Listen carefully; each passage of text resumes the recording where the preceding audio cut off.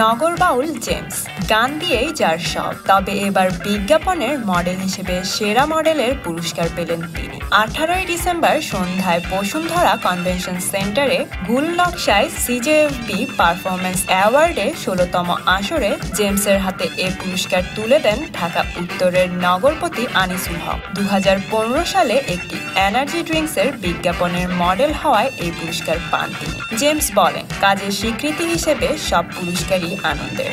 আমি একজন গায়ক, কিন্তু মডেলিংয়ে আমাকে পুরস্কার দেওয়া হলো, এটি ব্যতিক্রমী বলা যায়। পুরস্কার দেওয়ার জন্য বিনোদন সাংবাদিকদের এই সংগঠনের সংশ্লিষ্ট সবাইকে ধন্যবাদ। উল্লেখ্য, একই সংগঠনের 15তম আসরে সেরা ব্যান্ড শিল্পী হিসেবে পুরস্কার পান তিনি। আপনার ফেভারিট সেলিব্রিটির নতুন নতুন নিউজ আপডেট পেতে এখনই সাবস্ক্রাইব করুন স্টার গল্প চ্যানেলে।